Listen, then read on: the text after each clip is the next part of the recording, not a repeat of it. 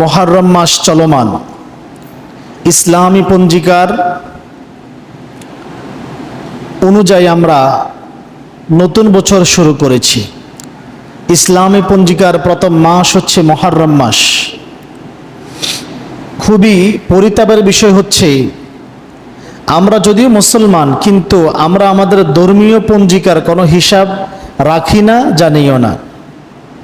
ধর্মীয় পঞ্জিকার হিসাব রাখি না, জানিও। এই যে মুহররম মাস শুরু হয়েছে, জিজ্ঞাসা করেন অধিকাংশ মুসলমানের খবরও নাই, জানেও না। কিন্তু ইংরেজি মাসের হিসাব আমরা বরাবরই রাখি।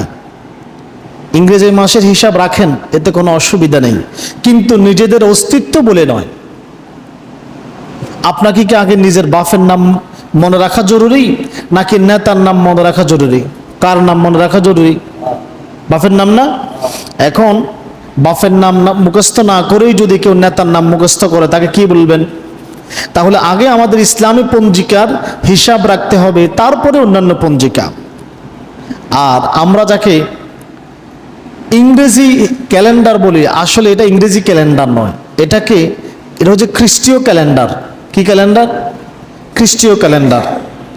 ঈসা আলাইহিস সালাম, যাকে খ্রিস্টানরা যিশু খ্রিস্ট বলে, ঈসা আলাইহিস সালামের মৃত্যুর প্রায় 1600 বছর পরে পোপ অষ্টম গ্রেগরি, খ্রিস্টানদের পোপ বা তাদের ধর্মীয় সর্বোচ্চ নেতা, আমাদের যেমন কাবাঘরের ইমাম সর্বোচ্চ ধর্মীয় নেতা নয়, তাদের সর্বোচ্চ ধর্মীয় নেতা অষ্টম গ্রেগরি, পোপ অষ্টম গ্রেগরি 1582 সালে প্রাচীন রোমান জুলিয়ান ক্যালেন্ডারকে সংশোধন করে, আর করে সেটাকে খ্রিস্টীয় ক্যালেন্ডার হিসেবে, পঞ্জিকা হিসেবে প্রতিষ্ঠিত করে। এই খ্রিস্টীয় ক্যালেন্ডারের আরও একটা পরিচিতি হচ্ছে, তাকে গ্রেগরীয় ক্যালেন্ডারও বলে।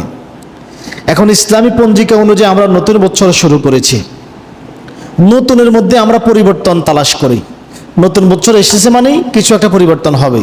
শুধু বছর নয়, প্রত্যেকটা কাজে কর্মেই নতুনের মধ্যে আমরা কি অনুসন্ধান করি? একটা পরিবর্তন, নতুন কিছু আশা রাখি এবং আমরা আনন্দিত হই। কিন্তু আল্লাহ তাআলা আমাদেরকে মনে করে দিচ্ছেন, বান্দা তুমি তো সন্তুষ্ট হয়ে যাচ্ছ নতুন বছর পেয়ে, পরিবর্তন আশা করো, নতুন কিছু আশা করো, কিন্তু বান্দা তুমি কি জানো তোমার প্রত্যেকটা দিন নবজীবন, প্রতিটি সকাল তোমার জন্য নবজীবন। কোরআনুল কারীম সূরা আনআম আল্লাহ তাআলা ইরশাদ করেন, وهو الذي يتوفاكم بالليل ما جرحتم بالنهار, তিনি রাত্রে তোমাদের মৃত্যু ঘটান। ইয়াতাওয়াফাকুম, তোমরা মৃত্যুবরণ করো। কার কাছে চলে যাও? তোমরা প্রত্যেক রাত্রে আল্লাহর কাছে চলে যাও। ইয়াতাওয়াফাকুম, তোমরা প্রত্যেক রাত্রে মৃত্যুবরণ করো।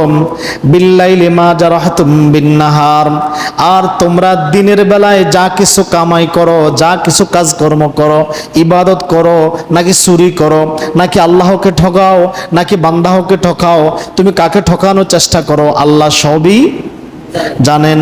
তোমরা যা কামাই করো সেই সম্পর্কে আল্লাহ সবই জানেন। ثم يبعثكم فيه ليقضى أجل مسمى, অতঃপর তিনি দিনের বেলায় তোমাদেরকে আবার জাগ্রত করে তোলেন। আল্লাহু আকবার। রাত্রিবেলা তোমরা মৃত্যুবরণ করো, আর দিনের বেলায় তিনি তোমাদেরকে আবার জাগ্রত করে তোলেন, জীবিত করে তোলেন। কেন জীবিত করে তোলেন? আজালুম মুসাম্মা, যাতে করে তোমরা তোমাদের নির্দিষ্ট মেয়াদ, পরিপূর্ণ হায়াত পূর্ণ করতে পারো। তোমাদের জন্য যে 60 বছর 70 বছর একটা হায়াত আল্লাহ তাআলা নির্ধারণ করে দিয়েছেন, তোমাদেরকে সকালবেলা আবার কেন জাগ্রত করে তোলেন? যাতে কোনো তোমরা এই 60-70 বছরের আয়ুটাকে পরিপূর্ণ করতে পারো। অতঃপর আল্লাহ তাআলা বলেন, সুম্মা ইলাইহি মারজিউকুম, বান্দা অতঃপর মনে রাখো, তোমরা রাত্রিবেলায় মৃত্যুবরণ করো, আবার দিনের বেলায় জাগ্রত হও, তোমরা যা করো আমি তার হিসাব রাখি। আর বান্দা মনে রাখো, তোমরা যে সর্বশেষ মৃত্যুবরণ করবে, সুম্মা ইলাইহি মারজিউকুম, তোমাদেরকে আমার কাছেই ফিরে আসতে হবে। কার কাছে? আল্লাহর কাছে ফিরে আসতে হবে। সুম্মা ইউনাব্বিউকুম বিমা কুনতুম তা'মালুন, আর আমি আল্লাহ তোমাদেরকে, তোমরা যা যা দুনিয়াতে করেছিলে, কাজ করেছিলে, আমল করেছিলে, যা কামাই করেছিলে, আমি তোমাদেরকে সেই সম্বন্ধে অবহিত করাবো। বান্দা দেখো, তুমি দুনিয়াতে এই এই কাজকর্ম করেছো, আল্লাহ এগুলো সবগুলি মানুষের সামনে উত্থাপন করে দিবেন। আল্লাহু আকবার।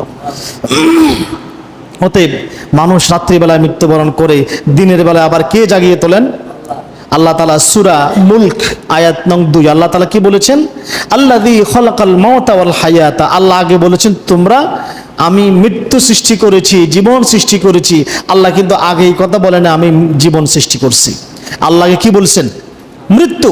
আমরা জন্মের পূর্বেও মৃত ছিলাম, জন্মের পূর্বেও কি ছিলাম? মৃত ছিলাম।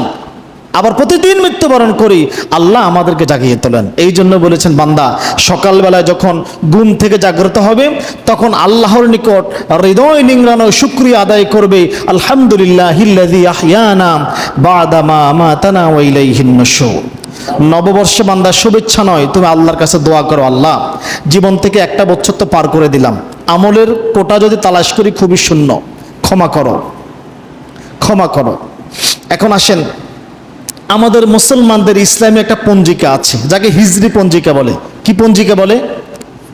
হিজরি পঞ্জিকা, হিজরি ক্যালেন্ডার।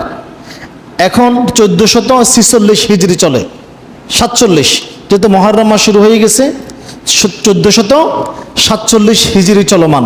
আমরা কিন্তু জানি না। যদি এখন বলেন কত সাল চলে, কত খ্রিস্টাব্দ চলে, 2025 খ্রিস্টাব্দ, সবাই জানে না। কিন্তু মুসলমানদের হিজরি সাল কত সাল চলে অধিকাংশ মুসলমান জানে না। আমাদের এই হিজরি সালের একটা ঐতিহাসিক ঘটনা রয়েছে। আরব অঞ্চলে মুহাম্মদ সাল্লাল্লাহু আলাইহি ওয়াসাল্লামের পূর্বে এবং মুহাম্মদ সাল্লাল্লাহু আলাইহি সাল্লামের সময়কালে আরবরা স্বাভাবিকত তাদের কোনো ক্যালেন্ডার ছিল না। তারা হিসাব গণনা করত রোমান অথবা পারসিক পঞ্জিকা অনুযায়ী। আর যারা মূর্খ ছিল তারা যেহেতু হিসাব জানতো না, তারা বড় বড় ঘটনাকে মনে রাখতো। ওই অমুক ঘটনার 3 বছর পর, এই ঘটনার এতদিন পর, যেমন হস্তি বাহিনী মক্কায় আক্রমণের 80 দিন পর মুহাম্মদ সাল্লাল্লাহু আলাইহি সাল্লাম জন্মগ্রহণ করেছে। তারা এভাবে হিসাব রাখতো। যেমন আমাদের দেশের অনেক আগের মুরব্বীরা বলে যে আমার 2 নম্বর ছেলে স্বাধীনতা যুদ্ধের 2 বছর পরে হয়েছে, বলে না এমন? স্বাধীনতা যুদ্ধের 3 বছর আগে হয়েছে, এমনটা বলে কিনা? তারা সাল জানতো না, এইভাবে বলতো। আরবরাও ঠিক দিনক্ষণ এইভাবে ঠিক রাখতো যে অমুক ঘটনার এতদিন পর বা এতদিন পূর্বে।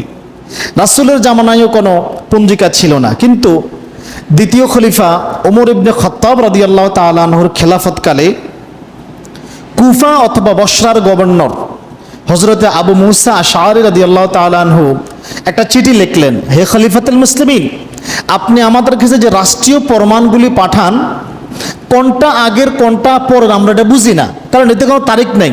কি নাই? তারিখ নেই। এখন তো চিঠি লিখতে হলে চিঠিতে একটা তারিখ থাকতে হয় না? আপনার চিঠিতে কোনো তারিখ না থাকার কারণে কোনটা আগের কোনটা পরের আমরা এটা বুঝি না। এখন আমাদের জন্য একটা নির্দিষ্ট পঞ্জিকার প্রয়োজন, যাতে আমরা দিনক্ষণ ঠিকঠাক রেখে আমরা প্রমাণগুলি যথাযথ বাস্তবায়ন করতে পারি। কারণ দেখা গেল আপনি একটা প্রমাণ নিয়ে একদিন আগে পাঠাইছেন, কিন্তু কোনো কারণে ওই বার্তাবাহক যাইতে যাইতে কোনো কারণে দেরি হচ্ছে, পরবর্তী দিন আরও একটা প্রমাণ পাঠাইছেন, দেখা গেল কি আমাদের কাছে পরেরটা আসলেও আগেরটা পরে এসছে, পরেরটা আগে আসে আগেরটা পরে যায়। এখন যেরকম অনলাইনের যুগ, তাৎক্ষণিকভাবে মোবাইলে মেসেজ একটা দিয়ে দিছে, চলে আসলো। ওই সময় তো এমনটা ছিল না। গতকালকে যাকে একটা চিঠি নিয়ে পাঠাইলো, পথের মধ্যে হয়তো সে কোনো বিপদে পড়ছে, তার যাইতে 2 দিন দেরি হচ্ছে, কিন্তু পরবর্তী দিন খলিফা ওই আদেশনামা বাতিল করে নতুন আর একটা আদেশ জারি করলেন। দেখা গেল পরে যেটা জারি করছে এটা আগে গেছে, আগেরটা পরে গেছে। এখন শাসকরা, স্থানীয় গভর্নররা কি করে? পরেরটা বাস্তবায়ন করে, আগেরটা বাস্তবায়ন করে না, কারণ তারা বোঝে না, তারিখ তো নাই। এখন ওমর রাদিয়াল্লাহু তাআলা আনহু এটা অবলোকন করলেন যে আসলে ঠিক। তিনি জ্ঞানী গুণী সাহাবীদেরকে নিয়ে একটা মজলিসে বসলেন, সভা করলেন। এখানে একাধিক মতামত আসলো। কেউ কেউ মতামত দিল রাসূলুল্লাহ সাল্লাল্লাহু আলাইহি সাল্লামের মিলাদ, জন্ম থেকে মুসলমানদের সাল গণনা শুরু হবে। আবার কেউ কেউ মতামত দিল না, আল্লাহর নবীর ওফাত থেকে সাল গণনা শুরু হবে।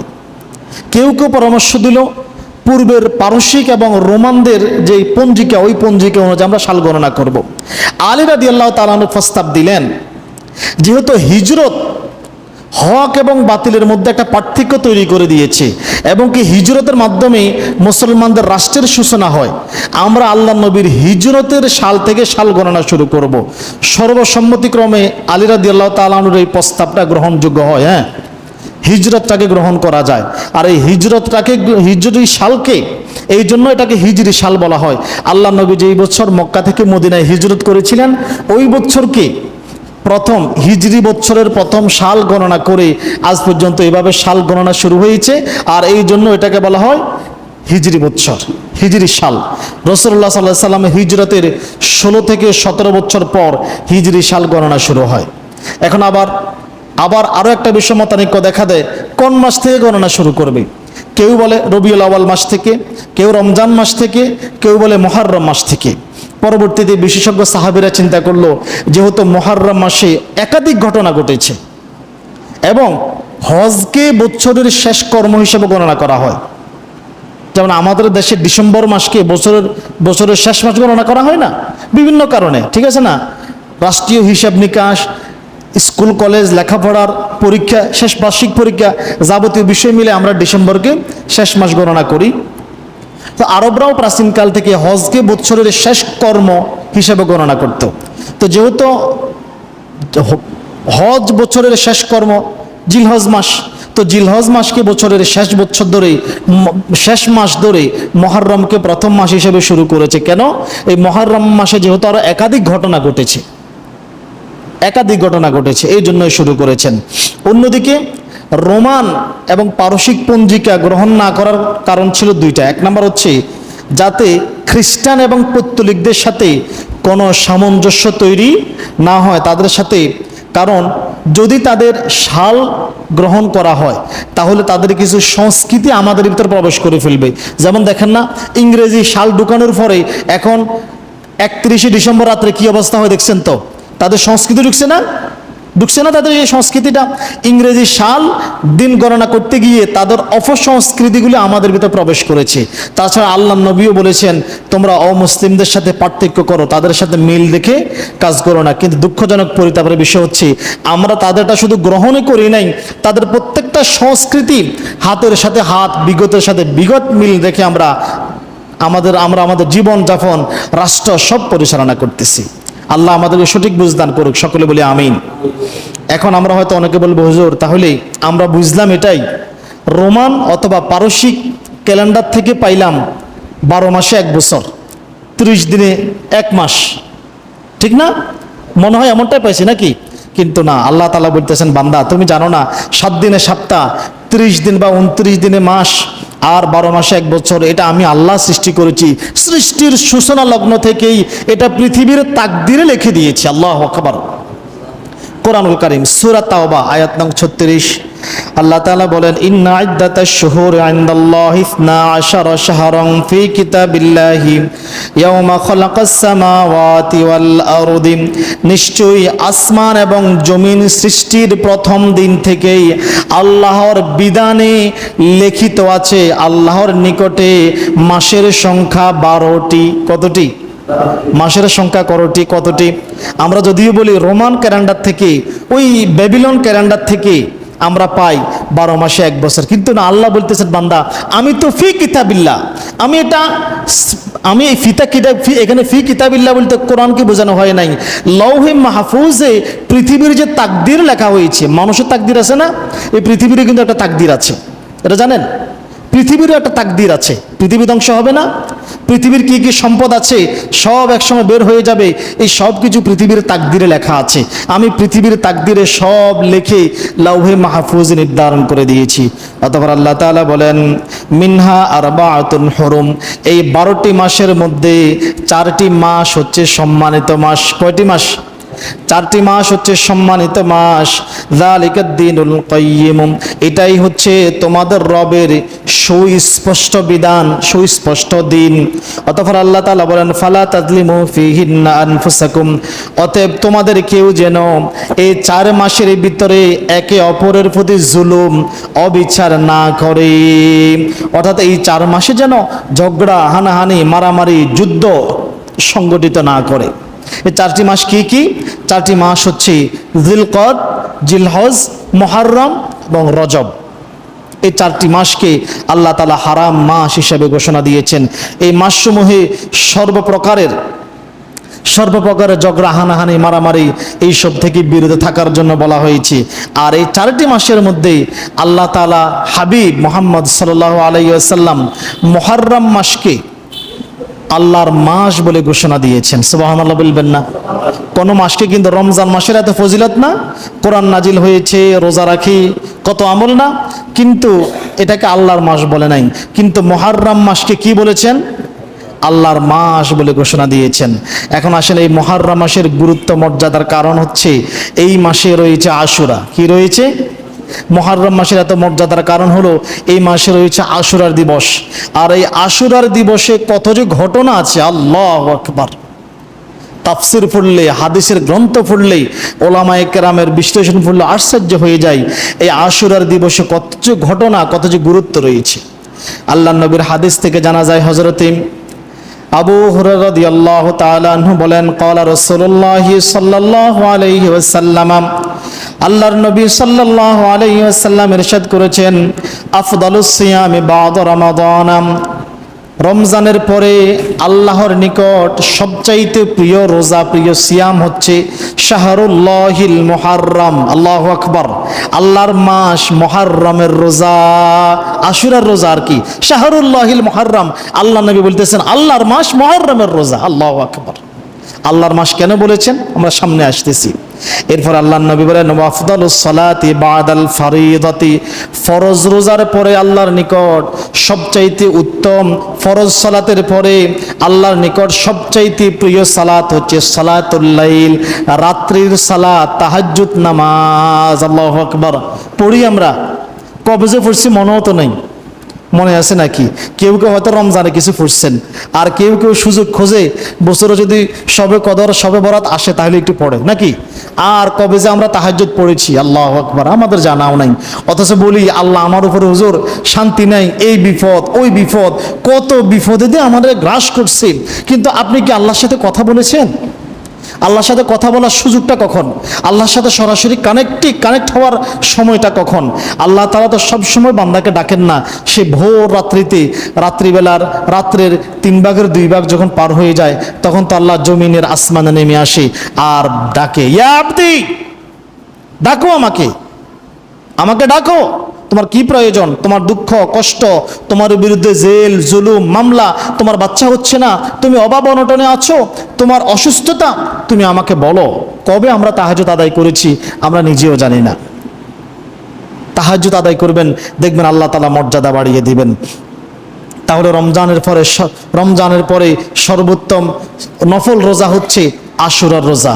এরপরে ফরজ সালাতের পরে সর্বোত্তম সালাত হচ্ছে রাত্রিবেলার সালাত, তাহাজ্জুদ নামাজ। মুহররম মাস হলো আল্লাহর মাস, কারণ এই মাসেই আল্লাহ মহাবিশ্ব পৃথিবী সৃষ্টির সূচনা করেছেন এবং ধ্বংসও করবেন। সুবহানাল্লাহ বলবেন না? এই মুহররম মাসের 10 তারিখেই সৃষ্টির সূচনা করেছেন, আবার ধ্বংস হবে।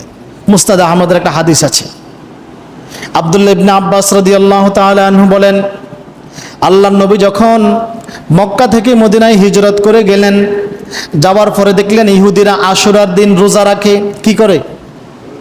ইহুদিরা আশুরার দিন রোজা রাখে। আল্লাহর নবী তাদেরকে জিজ্ঞাসা করলেন, তোমরা এই দিন কেন রোজা রাখো? ইহুদিরা জবাব দিল, এটি একটি মহান দিন, কেননা এই দিনে আল্লাহ তাআলা মূসা আলাইহিস সালাম এবং তার কওমকে ফেরাউনের হাত থেকে নাজাত দিয়েছিলেন, মুক্তি দিয়েছিলেন, এবং ফেরাউন এবং তার বিশাল দলবলকে লোহিত সাগরে চুবাই মেরেছেন। সুবহানাল্লাহ বলবেন না? এই দিনে আল্লাহ তাআলা মূসাকে মুক্তি দিয়েছেন এবং ফেরাউন আর তার দলবলকে ডুবিয়ে মেরেছেন লোহিত সাগরে। এর শুকরিয়া স্বরূপ মূসা আলাইহিস সালাম এই দিন রোজা রাখতেন, তাই আমরাও রোজা আদায় করি। আল্লাহর নবী সাল্লাল্লাহু আলাইহি ওয়াসাল্লাম তখন ঘোষণা করলেন, তোমাদের চাইতে আমরাই তো মূসার উপরে বেশি হকদার। আল্লাহু আকবার! তোমাদের চাইতে মূসার উপরে আমরাই বেশি হকদার। অতএব আল্লাহ নবী আদেশ দিয়ে দিলেন, অতঃপর আল্লাহ নবী নিজেই সিয়াম রাখলেন এবং লোকদেরকেও আশুরার দিন রোজা রাখার জন্য আদেশ করে দিলেন। আল্লাহু আকবার! আবার সহিহ বুখারীর বর্ণনা থেকে জানা যায়, আয়েশা রাদিয়াল্লাহু তাআলা আনহা বলেন, আল্লাহ নবী সাল্লাল্লাহু আলাইহি ওয়াসাল্লাম মক্কার, আল্লাহ নবী সাল্লাল্লাহু আলাইহি ওয়াসাল্লাম মদিনা আসার পূর্বেই কুরাইশরাও আশুরার দিন রোজা রাখতো এবং কাবা ঘরের গিলাফ পাল্টাতো। এখন তো গিলাফ পাল্টায় কোন দিন? হজের সময় না, কিন্তু কোরাইশরা আশুরার দিন গিলাপ পাল্টাতো, বুখারীর বর্ণনায় আছে। আশুরার দিন গিলাপ পাল্টাতো এবং তারা রোজা রাখতো। তারা কেন রোজা রাখতো? তারা রাখতো ওই যে ইব্রাহিম আলাইহিস সালামকে অগ্নিকুণ্ডে নিক্ষেপ করা হয়েছিল এই আশুরার দিন। সুবহানাল্লাহ বলবেন না? এই আশুরার দিন ইব্রাহিম আলাইহিস সালামকে অগ্নিকুণ্ডে নিক্ষেপ করা হয়েছিল, এই জন্য কোরাইশরাও সিয়াম আদায় করতেন। আবার নবী করিম সাল্লাল্লাহু আলাইহি ওয়াসাল্লাম বোঝা গেল মদিনার আসার পূর্বেও আল্লাহ নবী সাল্লাল্লাহু আলাইহি ওয়াসাল্লাম কোরাইশ যখন ছিলেন, মক্কা যখন ছিলেন, তখনও রোজা রাখতেন। আবু মুসা আশআরী রাদিয়াল্লাহু তাআলা আনহু বলেন, আশুরার দিনকে ইহুদিরা ঈদের দিন মনে করে। কিসের দিন মনে করে? ঈদের দিন মনে করে। আর তারা এই দিনে তাদের স্ত্রীদেরকে অলংকার পরায়, নতুন নতুন জামা কাপড় পরায়। সহিহ মুসলিম 1131 নম্বর হাদিস। এখনো ইহুদিরা এখনো আশুরার দিনকে ঈদের দিন মনে করে। তারা এই দিন নতুন জামা কাপড় পরে স্ত্রীদেরকে অলংকার কিনে দেয়। আমরা ঈদ মৌসুমে কিনে দিই না, তারাও এটাই করে। কারণ তারা এই দিন মুক্তি লাভ করেছিল অত্যাচারের শাসক ফেরাউনের হাত থেকে। এখন আসেন, আশুরার দিন আমরা কি করব? আমরাও সিয়াম আদায় করব। কেন সিয়াম আদায় করব? আল্লাহর নবীর হাদিস থেকে জানা যায়, সহিহ মুসলিমের হাদিস, আন আবি কাতাদা রাদিয়াল্লাহু তাআলা আনহু قال قال رسول الله صلى الله عليه وسلم, আবু কাতাদা রাদিয়াল্লাহু তাআলা আনহু বলেন, আল্লাহর নবী সাল্লাল্লাহু আলাইহি ওয়াসাল্লাম বলেছেন, সিয়াম ইয়াউমিন আশুরা হাতাসিবা আলাল্লাহি আন ইউকাফফারা আস-সানাতাল্লাতী ক্বাবলাহু, যেই ব্যক্তি আশুরার একটি রোজা রাখবে, আল্লাহ তার পূর্বের 1 বছরের গুনাহগুলি ক্ষমা করে দিবেন। আল্লাহু আকবার। রোজা রাখলেন একটা, আল্লাহ গুনাহ ক্ষমা করে দিবে বিগত 1 বছরের গুনাহ। আল্লাহর নবী সাল্লাল্লাহু আলাইহি ওয়াসাল্লাম, আমি আশা করি আশুরার এই একটি রোজা তোমাদের বিগত 1 বছরের গুনাহের কাফফারা হয়ে দাঁড়াবে। আল্লাহু আকবার। আরাফার সিয়ামের পরেই আশুরার সিয়ামের গুরুত্ব। আরাফার সিয়াম হচ্ছে পূর্ববর্তী 1 বছর, পরবর্তী 1 বছর, আর আশুরার একদিনের রোজা পূর্ববর্তী 1 বছরের গুনাহের কাফফারা হয়ে যাবে। এখন হুজুর, আশুরা রোজা যে রাখবো এর বিধানটা কি? আশুরা রোজা একটি নফল রোজা। ইসলামের প্রাথমিক যুগে আশুরা রোজা ফরজ ছিল। সহিহ বুখারীর 2002 নম্বর হাদিস, ফাতহুল বারী সহ আয়েশা রাদিয়াল্লাহু তাআলা আনহা বলেন, 2য় হিজরির রমজান মাসের রোজা ফরজ হওয়ার আগে আশুরার রোজা ফরজ ছিল। সুবহানাল্লাহ বলবেন না? যখন রমজান মাসের রোজা ফরজ হয়ে যায়, তখন আল্লাহর নবী ঘোষণা করলেন, যেই ব্যক্তি ইচ্ছা করে সে যেন আশুরার সিয়াম পালন করে, আর যেই ব্যক্তি ইচ্ছা করে সে যেন সিয়াম পরিত্যাগ করতে পারে, কিন্তু আমি আদায় করেছি, আমি সিয়াম রাখতেছি। অর্থাৎ আল্লাহ নবী এটাকে নফল হিসেবে, সুন্নাত হিসেবে ঘোষণা করে দিলেন। মুয়াবিয়া রাদিয়াল্লাহু তাআলা আনহু মদিনার মসজিদ নববীতে একবার খুতবা দেওয়ার সময় বলেন, তিনি বলেন, আমি রাসূল সাল্লাল্লাহু আলাইহি ওয়াসাল্লামকে বলতে শুনেছি, আজ আশুরার দিন, এই দিনের রোজা আল্লাহ তোমাদের উপর ফরজ করে নাই, কিন্তু আমি সিয়াম আদায় করেছি, আমি সিয়াম আদায় করতেছি। তোমাদের যার ইচ্ছা সে যেন সিয়াম আদায় করে, যার ইচ্ছা সে যেন পরিত্যাগ করে। অর্থাৎ আশুরা রোজাকে আল্লাহর নবী সাল্লাল্লাহু আলাইহি ওয়াসাল্লাম নফল হিসেবে ঘোষণা দিয়েছেন। এখন বলবেন যে আশুরার জন্য কয়টি রোজা রাখবো? হাদিসে তো একটা রোজার কথা পাইলাম, কিন্তু আশুরার জন্য আসলে কয়টা রোজা রাখবো? আল্লাহর নবীর হাদিস থেকে জানা যায়, আন আব্দুল্লাহ ইবনে আব্বাস রাদিয়াল্লাহু তাআলা আনহু قال قال النبي صلى الله عليه وسلم, আল্লাহর নবী সাল্লাল্লাহু আলাইহি ওয়াসাল্লাম বলেন, সুমু ইয়াউমা আশুরা, তোমরা আশুরার দিন রোজা রাখো, ওয়া খালিফাল ইয়াহুদ, এবং ইহুদিদের সাথে পার্থক্য তৈরি করো। কেননা ইহুদিরাও আশুরার দিন রোজা রাখে। ইহুদিরাও কি করে? ইহুদিরাও আশুরার দিন রোজা রাখে। অতএব তোমরা আশুরার দিন রোজা রাখো আর ইহুদিদের সাথে পার্থক্য করো। কিভাবে পার্থক্য করবে? ওয়াসুমু ক্বাবলাহু ইয়াওমান আও বা'দাহু ইয়াওমা, তোমরা আশুরার সাথে পূর্বের দিন অথবা পরের দিন আরও একটা রোজা বাড়িয়ে রাখো। অর্থাৎ তোমরা 2টা রোজা রাখো, 9 এবং 10 মুহররম অথবা 10 এবং 11 মুহররম, তোমরা 2টা রোজা রাখো। কেননা এতে করে তোমাদের সাথে ইহুদিদের সাথে একটা পার্থক্য তৈরি হয়ে যাবে। মুসলিমের অপর বর্ণনা রয়েছে, আব্দুল্লাহ ইবনে আব্বাস রাদিয়াল্লাহু তাআলা আনহু বলেন, সাহাবীরা আল্লাহ নবীকে বলেন, ইয়া রাসূলুল্লাহ, আশুরার দিনকে ইহুদি খ্রিস্টানরা সম্মান মর্যাদা করে, তা আমরাও তো এই দিন রোজা রাখি, তারা আর আমরা কি এক সমান হয়ে গেলাম না? তখন আল্লাহ নবী সাল্লাল্লাহু আলাইহি ওয়াসাল্লাম বলেন, আগামী বছর বেঁচে থাকলে ইনশাআল্লাহ আমরা 9 মুহররম সহকারে রোজা আদায় করব, আর ইহুদিদের সাথে পার্থক্য করব। কিন্তু আব্দুল্লাহ ইবনে আব্বাস রাদিয়াল্লাহু তাআলা আনহু বলেন, পরবর্তী বছর মুহররম আসার পূর্বেই আল্লাহ নবী দুনিয়া থেকে বিদায় নিয়েছেন। অতএব আল্লাহ নবী এটা বোঝাচ্ছেন 9 এবং 10 এই 2 দিন রাখার গুরুত্বটাই বেশি। 10-11 দিনে রাখা যায়, অসুবিধা নাই, কিন্তু আল্লাহ নবী যেহেতু বলেছেন ইনশাআল্লাহ আগামী বছর বেঁচে থাকলে আমি 9 এবং 10 এই 2 দিনে রোজা রাখবো। 9 এবং 10 মুহররম 2 দিনে আমরা রোজা আদায় করব, ইহুদিদের সাথে পার্থক্য করব। আর এখন তো বর্তমান অবস্থা হচ্ছে কি, আমরা ইহুদি খ্রিস্টানদের সাথে পার্থক্য করবে কি, তাদের সাথে আমরা এখন হাতের সাথে হাত, বিগতের সাথে বিগত সব কিছু মিল রেখে চলি। তারা কেমনে চুল কাটায়, তারা কেমনে চলে, তাদের মেয়েরা কোন পোশাক পরে, তাদের মেয়েরা কোন বিকিনি পরছে, তাদের দাড়ির স্টাইল কি। আমাদের এখন যুবক ছেলেরা দাড়ি রাখে, এটা সুন্নতে দাড়ি না, এটা রাখে স্টাইলের দাড়ি। ওই তাদের সুপারস্টার বড় বড় খেলোয়াড়রা কি স্টাইলে দাঁড়িয়ে রাখছে, ইন্দি পোশাকটা দিছে, ইন্দি একটু ঘুরাই কেমনে কেমনে ত্রিশূলের মতো বানাই, এই স্টাইলে দাঁড়িয়ে রাখে। তোর দাঁড়িয়ে রাখতে বলছে কে? আপনি ইতিহাস পড়েন, আগে খ্রিস্টানদের নাইট যারা ছিল, খ্রিস্টান যোদ্ধা যারা ছিল, তারা বিভিন্ন ডিজাইনের চুল কাটতো, তারা বিভিন্ন ডিজাইনে দাঁড়িয়ে রাখতো, তারা বুঝেই তো সে নাইট মানে সে একজন সৈনিক ছিল। আমাদের মুসলমান যুবকরাও এটা করে, তাদের সাথে হাতের সাথে হাত, বিগতের সাথে বিগত মিলাই রাখে। চেষ্টা করবেন 2টা রোজা রাখার জন্য, 2টা না পারলে অন্তত আশুরার একদিন একটা রোজা রাখেন। আর আল্লাহ নবী সাল্লাল্লাহু আলাইহি সাল্লাম কখনো জীবদ্দশায় আশুরার রোজা ত্যাগ করেন নাই। মুসনাদ আহমদের হাদিস, হাফসা রাদিয়াল্লাহু তাআলা আনহা বলেন, আল্লাহ নবীর স্ত্রী হাফসা রাদিয়াল্লাহু তাআলা আনহা বলেন,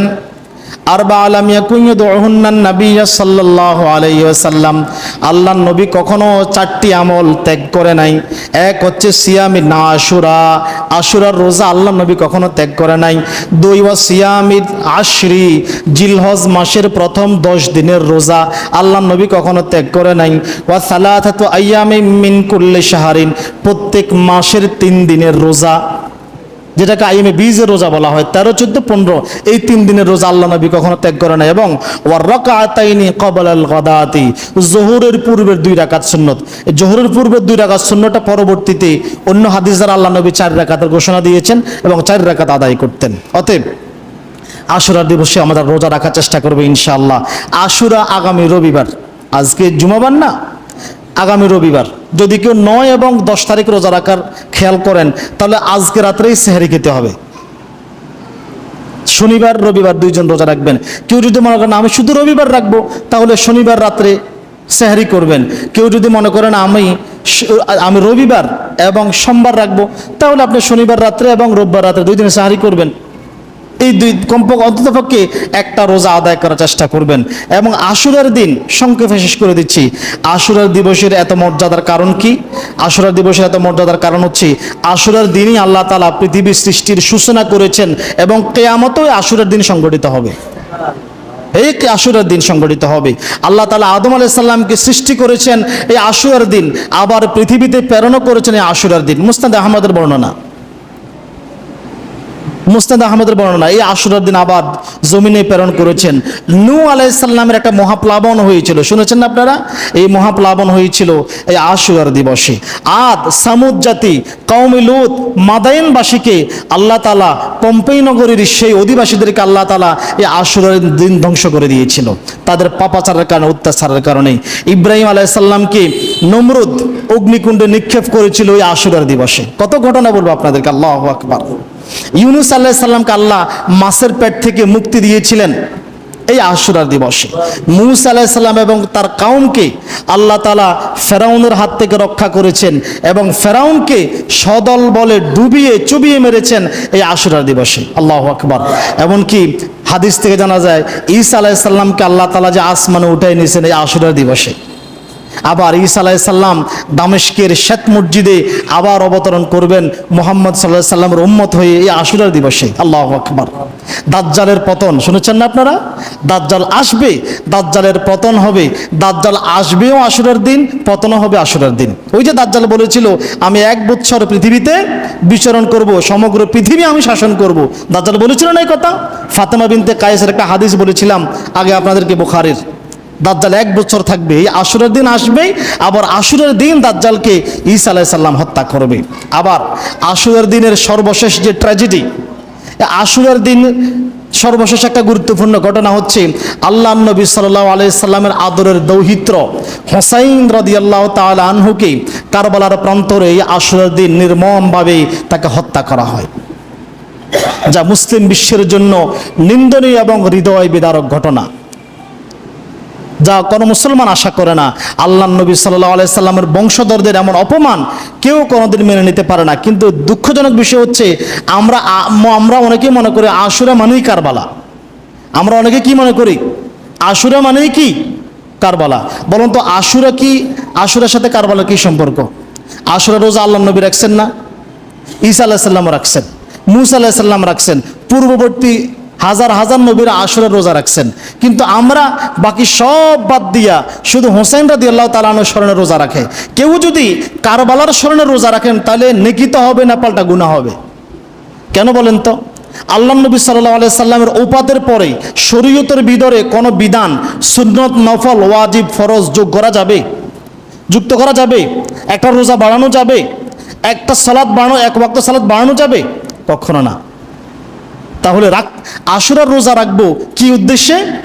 মুহাম্মদ সাল্লাল্লাহু আলাইহি সাল্লাম রেখেছিলেন, পূর্ববর্তী নবীরা রেখেছিলেন, এই অনুসরণে আমরা আশুরার রোজা রাখবো। আমাদেরকে গত কয়েক শতাব্দী যাবৎ শিয়া কর্তৃক এটাই গিলানো হয়েছে আশুরা মানেই কারবালা। হ্যাঁ, আশুরার দিন কারবালার মর্মান্তিক সে ঘটনা ঘটেছে, এটা কোনো মুসলমান শান্তিতে স্বস্তিতে গ্রহণ করতে পারে না। আল্লাহর নবী সাল্লাল্লাহু আলাইহি সাল্লামের আদরের দৌহিত্র তার বংশধরদের উপরে এমন নির্মমতা কোনো মুসলমান কি মেনে নেবে? কাল্লা, কখনো নয়। চরম নিন্দনীয় ঘটনা এবং মুসলমানদের জন্য চরম কলঙ্কের একটা ঘটনা। আল্লাহর নবী সাল্লাল্লাহু আলাইহি সাল্লাম বংশধর উপরে এমন অপমান। আল্লাহ তাআলা আমাদেরকে আশুরার দিনের সিয়াম আদায় করার তৌফিক দান করুক। সকলে বলে আমিন। আশুরার দিবসের যাবতীয় বেদাত থেকে আমাদেরকে মুক্ত রাখুক। সকলে বলে আমিন। আশুরার দিবসে তাজিয়া মিছিল করা, মুখে মারা, হাতে মারা, পায়ে মারা, হালুয়া রুটি খাওয়া সহকারে যাবতীয় যে সকল কাজকর্ম আমাদের দেশে তেমন একটা নাই। যে সকল অঞ্চলে শিয়ারা আছে তারাই বেশি করে, মাতম করে, জামা ছেড়ে শরীরে মারে। দেখছেন না আপনারা? হাই হোসেন বলে শরীরে আঘাত করে না? সব কিছু ইসলামে নিষিদ্ধ, এগুলি ইসলামের অন্তর্ভুক্ত নয়। আল্লাহ তাআলা আশুরার সুন্নতগুলি সঠিক আমল করার তৌফিক দান করুক, বেদাত থেকে হেফাজত করুক। সকলে বলে আমিন। আসসালামু আলাইকুম ওয়া রাহমাতুল্লাহি।